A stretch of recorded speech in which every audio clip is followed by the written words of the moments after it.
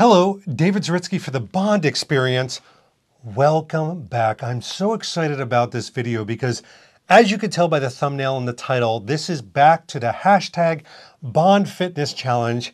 And I had to invite a good friend of mine. My gosh, we've been friends for over 10 years, would you say? 15 more. 15? Good Lord, it's just time. Tempest Fuji. Time flies when you're having fun. Ladies and gentlemen, I'd like to introduce Dr. Felix Chapovsky. How are you, sir? Well, how are you? Good. Good to be here. Now listen, we're going to talk a lot about nutrition. We're going to be talking about people getting things wrong in the world of nutrition. We're going to help everybody trying to get that James Bond body and nutrition. And we're going to break it down to science and medicine, but we got to roll back and introduce you adequately, because I've known you for a long time, but they don't know you. So can you talk a little bit about what type of doctor you are and a little bit about your medical background? Sure.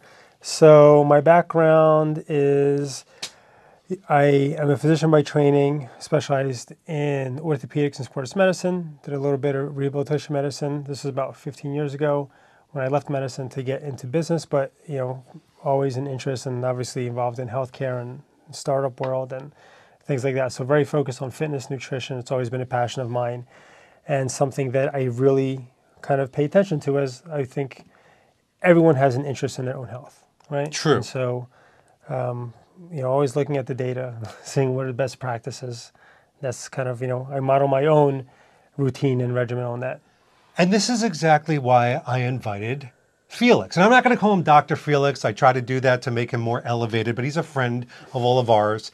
But Felix especially brings a very different thing than other people that are the kind of fitness gurus. I've had Daniel Craig's trainer on this channel. I've had people that train other stars. I've had people that do fitness for a living. But you, because you are literally Dr. Felix, you bring a more medical background and you've inserted that in your training. So let's roll it back a little bit. By the way, you can't really tell through video.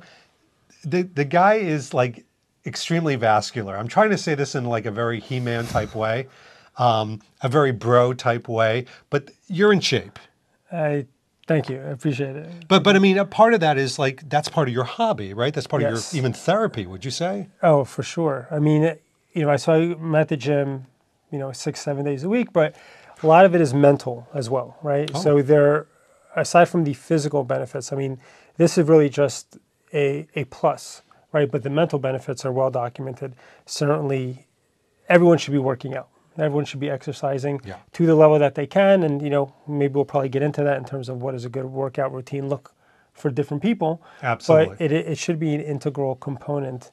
And I think that is just a general theme on wellness and being that everyone should apply to their own life. Absolutely. And I love the direction you're going to. And by the way, not to use a food term, but we are going to break this down into very digestible pieces. For example, this video is going to be specifically about nutrition. So talk to me as a doctor, but also as a student of nutrition. What are some of the things out there that just people get wrong? Let's start with that. Yeah.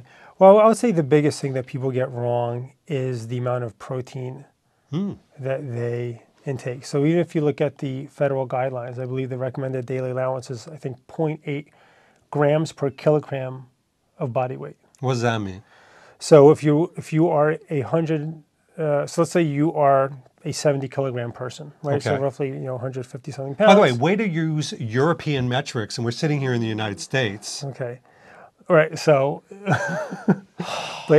so if you were to, so let's say you're 150 pounds. Better. Okay. But the amount of protein that is required is actually far greater than what is recommended. Oh, okay. Right, by far. And so most people are certainly under consuming protein, and the data is very clear on this, that the more protein you consume, the better it is, not only for overall health, but specifically we're talking about nutrition. The big thing that you worry about is having enough protein to maintain muscle mass and hopefully grow muscle mass. And so protein is the building block of muscle. So if you're not consuming adequate protein, doesn't matter what you're doing in the gym. Let's say you have that aspect of your training right. If you don't give your body the building blocks that it needs, then that's not going to work. Right? Is it that a lot of people go heavy on other things and then they put a little piece of chicken and go, there, I got my protein, but it's an underwhelming amount compared to what they actually need? Oh, absolutely, right? So, and the only way to truly know is to track, right? Is you Okay. have to track how much you're taking. And there's different apps you can do this. The one I use is MyFitnessPal. There's another one that is called Carbon, which I've never used, but I know people that use that and they talk about that. Right. And you have to track like how much protein you're eating. And for the first, I'd say maybe 2 weeks, it's kind of a hassle, right? Yeah, Because I bet. you get a food scale and you say, okay, I'm eating this much chicken or this many grams of beef or this many, this much oatmeal or whatever you do, but you eat the same things over and over every day. And so after 2 weeks, you essentially have this library, this catalog of things that you eat, and then it's very easy to track. So I know exactly how much protein I'm getting, how much carbs I'm getting, how much fat I'm getting. And so if I'm in, during the winter season, I'll probably bump up my carbs a little bit because you want to bulk up. But then once kind of spring rolls around, you kind of reduce that and you can increase your protein so that you're getting in more of that lean phase to get ready for summer because the shirt's coming off. But you have to track. But most people, for sure, are under consuming the amount of protein that they should be getting. It's interesting too that you bring up protein because there was a time when I would eat, and you've seen this before, like a rotisserie chicken for lunch, like a whole rotisserie chicken, but I wasn't getting sort of the vegetables and carbs that you needed. I mean, to me, this is all about balance. And the problem that we have, and I'm gonna get blunt. 6 minutes in, I'm gonna get really blunt about this. In the 50s and 60s, the cereal and the milk and the bread companies got together and they created the food pyramid. And it was a lie. And if you haven't heard this, by the way, this isn't like David and Felix wearing tinfoil hats and putting on tinfoil hats. This is not a conspiracy theory. This is documented. This is documented. And this gentleman's a doctor. I just play one on TV. But the reality is that they said, first thing you need to do is grains, cereals, breads and stuff. And then, if you have enough time, throw in tons of milk. And then if you have enough time after that, and, as it gets tinier and tinier, throw a tiny piece of steak or chicken up there or maybe an egg. It's a lie.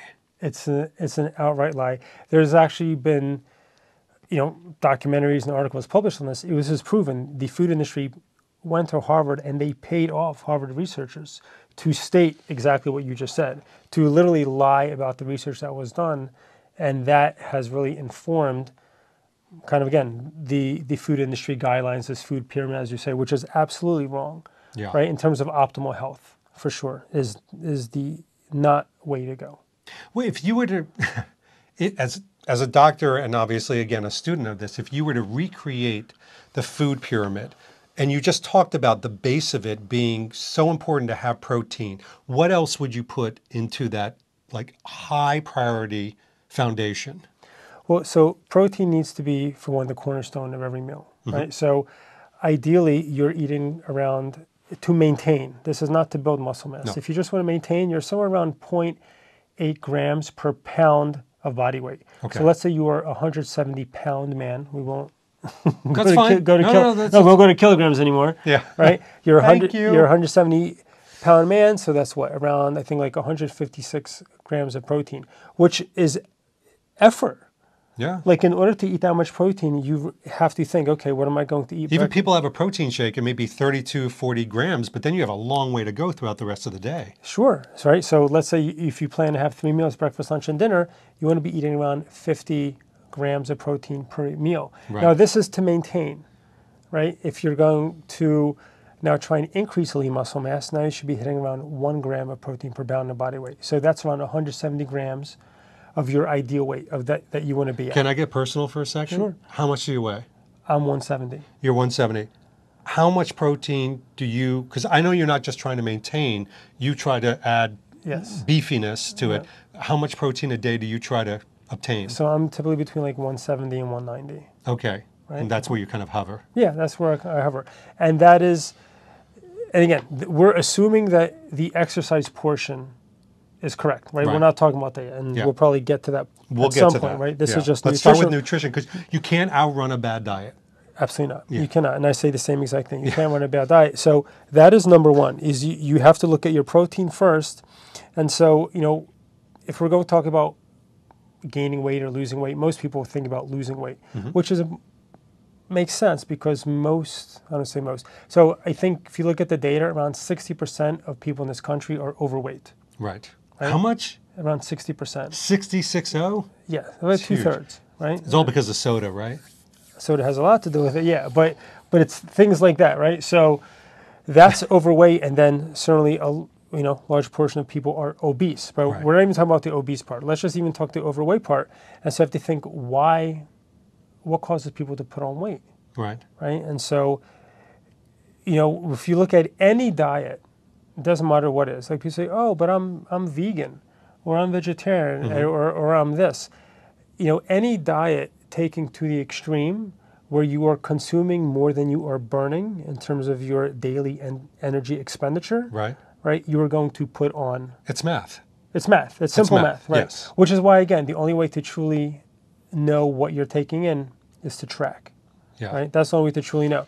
And so protein is a very good place to start, right? So you have to have certain protein, and then your fats and carbs, and we can get into the details of those, but they get relegated on your plate after your protein. Well, let's jump into that because one of the things I keep hearing from people, and I hear this a lot, I hear from people, first of all, and this is unfortunate, a lot of people connect with me and say, David, I'm part of the hashtag Bond Fitness Challenge, and I'm making sure every meal has a starch and a this and a green vegetable. And I'm like, hold on a second. The starch and all this stuff, again, from the 50s and 60s, you need to have a potato, you need to have pasta, you need to have this. But then some people also come to me and go, and I've really tried to obliterate fat out of my diet. Tell us about the problem that people feel fat is bad. No, fat's not bad. It's not. I would say that's the other, I don't want to say lie, but that is not true at all, right? Fat is actually good for you. I mean, your body preferentially would like to use fat as a fuel source if possible, right? So let's just take, again, a 170-pound person. If you are, okay, you know what? I'm going to start the other way. Let's have we just look at carbs for a second. Okay. So at any given moment, the average person throughout their bloodstream, their entire circulation has about 5 grams of sugar circulating, 1 teaspoon. Not a lot. Yeah, not a lot. Not a lot. If you have 7.5 grams of sugar circulating, you have diabetes. Wait, just 2.5 more than? Yeah. Okay, so this system is very, very... It's a very sensitive tipping point. It's very, very tightly controlled, okay? And so what we're talking about now in terms of nutrition is what we refer to as metabolic health. Right. Okay? And it's very important to keep that in mind because what happens is, so let's say you ingest sugar or any sort of food, or wherever it happens, you're going to eat everything, your body breaks it down. But let's say you have too much sugar. Well, so what happens, right? So everything goes through the stomach, goes into intestines, it gets absorbed, it goes through the portal vein, everything goes to the liver first, and then you have all this glucose. And okay, what happens next? Well, there's only a few places for that sugar to go. You can store about 100 grams of sugar in the liver. Wow. Okay, but the majority of sugar is actually stored in the muscle. So around 300 grams can be stored in the muscle. So you have 3 times more capacity for glycogen storage. Glycogen is just a storage form of glucose. Can get stored in the muscle. Now, if you have anything above that, what happens? Well, that gets converted into fat. Okay, and so again, so you have 100 grams of sugar in the liver, you have 300 grams of sugar in the muscle, but fat, you essentially have an endless capacity to store fat. Right. And so let's say if you are a 170-pound man, let's say you're 20% body fat. Right. So if you're 20% body fat, that means you have 34 pounds of fat in you. Right. And so, I would say lean is 12 to 15%. You really start seeing abs at someone when they're around like 12%. And if you start getting 10% and below, you're very lean. Right. So we're talking about a 20%, body fat. You're not lean by any standards. And so if you have too much sugar, what happens is now that gets converted to fat, but that's only part of the problem. But again, I think you're going to ask me something. No, I'm laughing because I'm getting nostalgic for a moment. I want to break this down for everybody because he's a doctor, me the layman. In the 80s and 90s, a company called Entenmann's, who make baked goods, came out with fat-free cakes, coffee cakes. And I remember baby David, I was not a baby, teenager David, getting this and thinking like, because I was kind of a portly, veal-like kid. And I remember eating this fat-free Entenmann's all the time. And I asked my mom, can you get the fat-free Entenmann's? And I'm eating coffee cake and I'm like, it's fat-free. Problem is, it was filled with sugar. Oh, yeah. And guess what? David got bigger. Yes. And not in a good way, not like Felix bigger, like fat. Yeah. And it was because I was ingesting all this sugar, which was like cocaine, honestly. And it was slowing down my metabolism. I was retaining fat. Meanwhile, I'm eating this fat-free stuff that they had produced as, oh, this is the diet food. But it was a lie. Yeah, it was a lie. And so let's take that a step further, okay? So what happens when you eat the sugar, right? So you've exceeded the capacity of your liver. You have now exceeded the capacity of your glycogen storage and muscle. What happens to that sugar? Well, so your body produces insulin, right? Everyone probably knows what insulin is, right? And so what happens is you get an insulin spike, and that insulin spike tells that sugar, okay, you need to go places, right? It kind of directs that sugar where to go. Now, if you have capacity in the muscle, then it is going to go there. If you have exceeded the capacity of the muscle, then it gets stored as fat. But the key thing is that you can't lose fat when your insulin is high. Okay? Because the purpose of insulin, so your body wants to clear out the sugar immediately, right? It wants to lower your blood glucose. That's actually the test.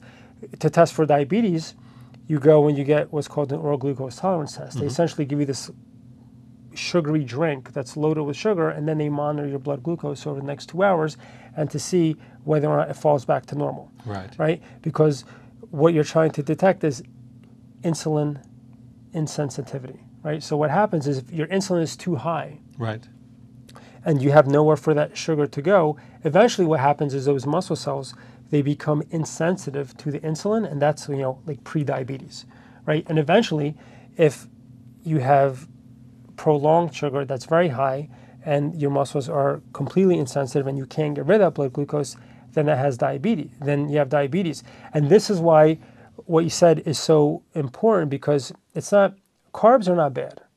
Carbs are not bad. Fat is not bad. But typically, high doses of carbs and fat together are bad, right? So if you look at nature, right, when we were, hunters and gatherers, right, foraging for food, there is nothing in nature that's carbs and fat together. Either you and I would go kill an animal and eat it, and we would have a lot of fat and protein, or we'd be over here, gathering berries, right? There was no chocolate cake, where you had carbs and fat mixed together, and so that's part of the problem. And so fat is actually a very good fuel, right? It's much more fuel efficient to eat fat than it is for you to eat carbs. And the interesting thing is that eating fat does not spike your insulin, right? That's the whole rationale behind the ketogenic diet, right? Eat high protein, high fat, but you don't spike your insulin levels. And actually, you burn fat on a ketogenic diet. You lose weight because your body is not, you don't have these high insulin levels. And again, you cannot burn fat when you have high insulin levels. So can I ask you the tough questions? Yeah, of course. Because, this is, there are some people, there's a percentage of people that are going to be like, well, yeah, we get it. There are going to be some that go, aha. So we were just at a wonderful business lunch where you and I did not touch the bread basket. We'll even show a clip from that. We did not touch the bread basket, and we kind of chuckled back and forth like we're doing now. Because obviously it's a carb bolus dose. So if carbs are good and you refuse the bread basket, why did you refuse the bread basket? Well, listen, carbs are not... So carbs are neither good or bad, right? In excess, carbs are definitely bad. Okay. Right? So it's that balance. It's a balance, of course. So I eat around 300 grams of carbs a day, because there's no question that if you limit the amount of carbs you eat, then it will have an impact on performance, right, in the gym and lifting and things like that. Because again, you're when you start working out, you have the glucose in your blood, right? Then once that's depleted, you're going to use your muscle glycogen, and when that is depleted, then you have again, 100 grams of liver glycogen. But after that, then you go, the fat stores. But depending on the exercise that you're doing, and we'll kind of get into this, I'm sure, when we talk about exercise, you can actually determine which fuel substrate your body's using. So you can do exercises to burn fat. Like there's people that you see in the gym and they're exercising, they're working hard, but they're not burning any fat. Right. Right? Because it does depend on the exercise that you're doing as well. But this idea, well, one thing that's really, really important to come across to anyone listening is that, your body is the absolute perfect use it or lose it machine. What's that mean? So, okay, so someone breaks their leg and they put a cast on. Right. Right? And they wear a cast for 6 weeks. Once you take that cast off, you can tell which leg had the cast on it, right? Because the muscles, right. The muscles on that leg Yeah. have atrophied. So your body's the same way. And so there was a very, very interesting experiment where they took professional athletes and they took overweight, sedentary people and they put them on a bike. And you can actually measure what fuel source they used by, so you ever see those movies where they have people on the treadmill and they have like the mask on and they're breathing into this apparatus as Right. like they're running? So they're measuring, how much oxygen are they taking in, how much CO2 they're taking in. And you can actually do experiments where you radio label, the carbon and the atoms. So you know exactly, are they burning carbs or are they burning fat? Depending on how much oxygen they're bringing in and how much CO2 they are exhaling, right? You know exactly what they're burning as fuel. And what's interesting is that the people that were in shape, the athletes, immediately, as soon as they started cycling, and they were cycling, I believe, at 80% maximal heart rate, as soon as they started cycling, they immediately were burning fat from the first pedal. But the obese people, or the fat people, I don't know if they were obese, the overweight people that were sedentary, they were burning glucose. Oh, interesting. Instead of fat. No, so what does that tell you? What does that mean? It's almost bad, right? So the people that were the heaviest, that had the most fat, they actually were not able to access that fat as fuel. They were only able to access the glucose that they had, right? Because they had so much of it, and their body was not trained to utilize fat. But the people that were lean and in shape, they're the ones that actually could burn fat the easiest. So I want to simplify this because, again, 20 minutes in, I want to make this video as inclusive as possible. I don't want to only speak to the athletes out there because they're probably already on their journey, but the ones that really are feeling that need to get started, who, like you said, might be using more glucose because they're not to the burning of the fat stage. What are some of the simplest things that somebody who's had a bad diet, what can they do? Well, so there's only 3 things that you can do. Okay. Right? And so if we break it down, you can either change what you eat, how much of it you're eating, and when you are eating. And we touched upon the what you can eat a little bit, right? We Yes. said we want to do higher protein. Obviously, I mean, do you believe in like vegetables and course, stuff like yeah, that? Good. absolutely, yeah. Because I eat a absolutely. lot of vegetables. Yes, vegetables are good. Stay away from like the processed foods and the sugars. And you should stay away. What about fruit? How do you feel about fruit? Fruit's fine. Fruit's fine? It's very hard to overdose on fruit. Okay. Right? Because some people are like, oh, it's still sugar, but it's not It like is a little bit cake. sugar, but it's not like a fruit smoothie. Like Yeah. that would be worse than fruit. So if you have a choice between eating an apple and having an apple smoothie, you want to eat the apple. interesting. Okay. Because the apple at least has fiber in it and it helps slow down digestion. So all that glucose isn't hitting your intestines at once.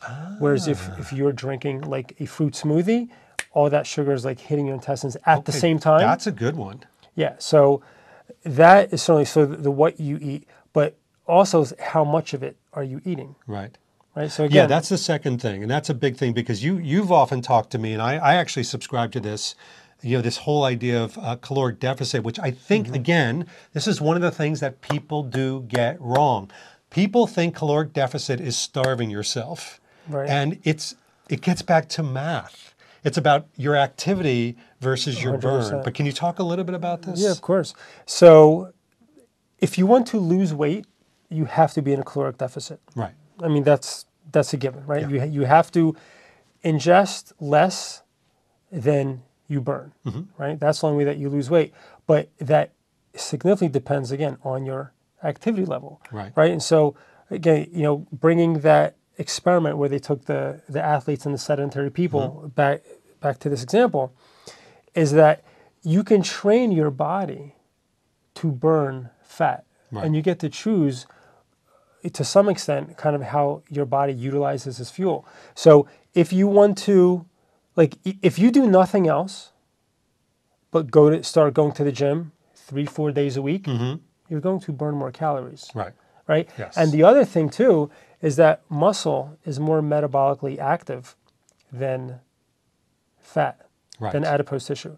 And so what happens, the person that is 170 pounds and lean has a much higher resting metabolic rate. So they're burning more calories just sitting here, just sitting around watching TV, than the person that is 170 pounds but overweight. Yes. Right? So the exercise you do and the diet, they both play a role, just like you said, right? You can't just say, oh, I'm going to eat less. Well, you could eat the same, but just start working out and start burning more. So you can do one or the other. So it's interesting too because, all right, there's something that happened early in this video that I promise you, knowing my audience like I do, scared the living shite out of them, which is you said, I've got a tracker, I've got software, I use this, you've got to do math, people hate apps. So you don't have to overcomplicate it. In the beginning, you can make small changes. I think the more you get into understanding your diet and your nutrition, the more you start to adopt support and help like apps. And I'll tell you a quick story that he already knows. So years ago, like around the pandemic when everybody was walking and working out, I lost a ton of weight. I lost too much weight. And the problem is that I lost weight and I lost muscle weight. So I went down, I got really thin, and people were coming up to me and saying, David, what's wrong? Is Danielle not feeding you? Or, I actually had few people say, I liked you better when you were fat. What's wrong with the size of your head? Like all these like weird things, because I had lost muscle weight. I had lost all weight. This time around, in the last few months, I've done something very specific where I've lost weight, but I've kept my muscular structure. I've kept my proportions. And that was because the more you want to really get into the idea of your nutrition and fitness being controlled by you, that whole sense of control, the more you're going to adopt things like caloric deficit and supports and apps. And so I'm very specific, you can ask Danielle, about what I eat and the choices I make, but that's because I need to think about what's fueling my muscles so I don't lose the meat, because I don't want to be that skinny, weird looking guy again. I just want to be the best version of myself. Yeah. Does that make sense? It makes perfect sense. And there's something that's really, really important that we have to touch upon is, one of the best things that you can do for yourself, right? If you want to lose weight, right? Forget about, we don't have to necessarily talk about people like trying to like bulk up. But if you want to lose weight, one of the best things that you can do for yourself is actually increase your muscle mass. Because again, one, as we mentioned, muscle is more metabolically active. But the other way you think about it, as I mentioned earlier, that muscle is the main storage depot for glucose in the body. Right. And so the most efficient way for your body to decrease the amount of glucose in the circulation is to shift it into muscle, right? So the more muscle that you have, that glucose has a place to go, Right.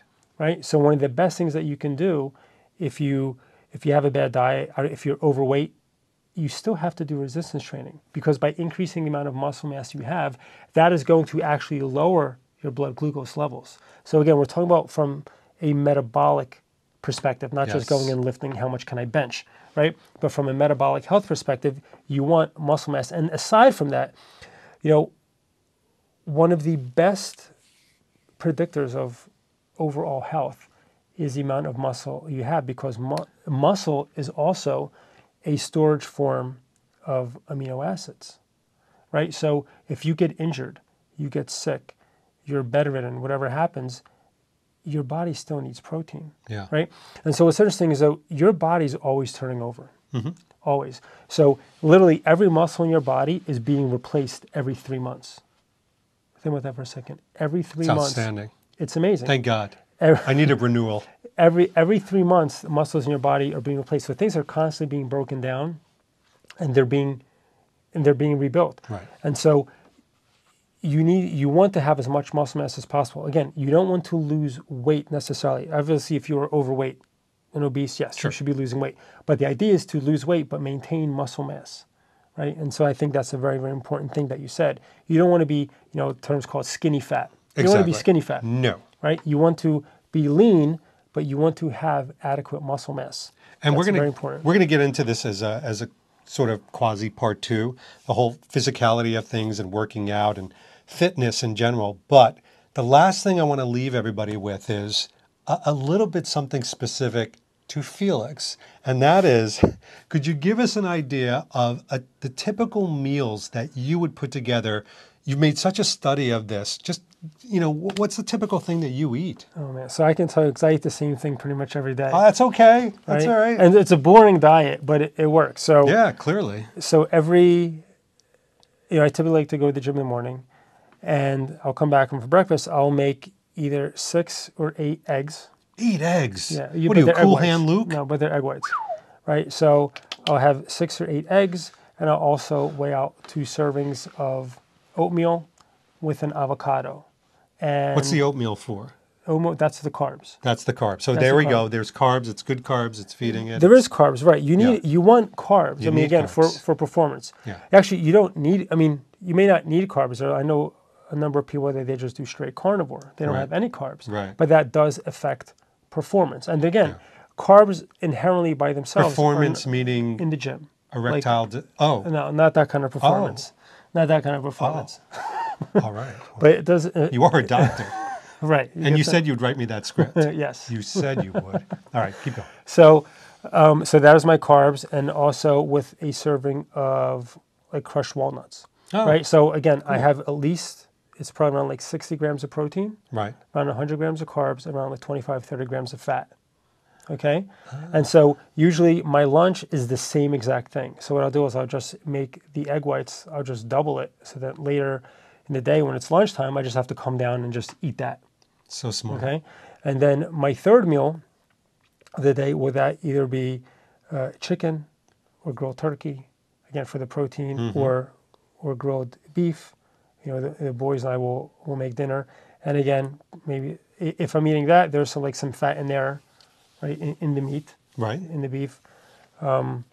Or, it could be Greek yogurt with some nuts and like maybe rice cake. So every meal has a little bit. So Any I try to be balanced. salads? Any asparagus, leafy Yeah, vegetables? but I don't count those towards my calorie count. So with every one of those, Okay, but you're having those in between. yeah. So Okay. usually I'll put I'll get like the little baby carrots. Yeah. And I'll put that when I'm making the eggs. I'll just put that in there. Or I like olives. Yeah. Olives are good if they have the olive oil in there. So, but every meal is like kind of balanced. But if you look at that in total, and maybe there'll be a snack some day. I'll have like some like beef sticks. What about alcohol?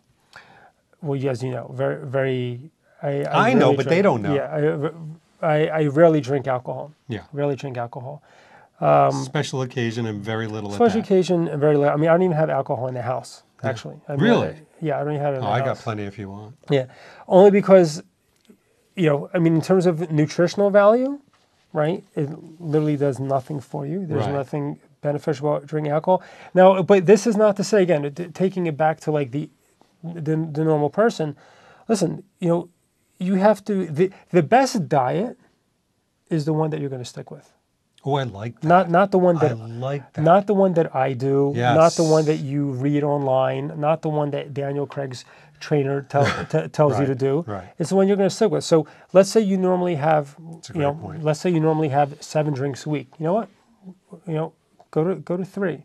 Let's say you normally you eat dessert 5 days a week. Go down to 3. Yeah. Right. Whatever that is, you need to do what's right for you. Like, so for example, there are times, we'll have stuff, and as you know, we go out, and yeah, I like to eat, right? It's kind of like the 80-20, like we will get dessert. Yeah. Yeah. Right? I mean, you're not a robot, you're a human being. Right. But as long as you as long as the majority of your meals, like that 80-20 rule, if 80% of your meals are good, right, you're not even going to feel that 20%, right? I almost treat it like a game. As weird as it sounds, I think if you have a certain amount of discipline in anything you do in life, whether it's your job, your family, or fitness and nutrition, I treat it as a competition with myself. And the whole idea that you're talking about is if I have dessert, then I think about almost like a bank. And I think to myself, what does the next 3 days look like after the dessert that I can then say, how do we recover and keep the balance? To me, everything is about balance. And if you have, the one thing they got right in the 60s was they say, part of your balanced diet. I agree. You can actually have a balanced diet, Yes. but the balanced diet that they said, which starts with like Kellogg's Sugar Snaps, Right, every day. cereal, is not the balanced diet. No, absolutely. So I think that's like the big takeaway. Like whatever you're doing is small steps. And I think if most people objectively look at their diet and just, maybe you don't have to track using the app, but just say, what am I eating? Am I eating enough protein, carbs, and fat? And just be self-aware about it. That's the first thing. Be aware about what you're eating. And then, certainly eat less of the bad stuff and eat more of the good stuff. Yeah. If you want to go simple, do that. Eat Yeah. less of the bad stuff, eat more of the good stuff. And then obviously exercise is a crucial component of this as well. What a segue, because in part 2 of this video, Felix, you going to come back for that one? Sure, absolutely. We're gonna invite and see if he comes back to talk about the exercise portion, because they go hand in hand. They're like Cagney and Lacey. They're like Abbott and Costello, Godzilla and King Kong. They go together. Yes. So we'll have Felix back. In the meantime, this has also been David Zritsky for the Bond Experience, and we'll see you all real soon. Take care. Thanks for watching this episode. If you want to be up on the latest from the Bond Experience, just click on this subscribe and subscribe to our channel. You're going to get all the latest and greatest information, plus some exclusive content. And by the way, speaking of content, here's something especially for you, just because we know you. Talk to you soon.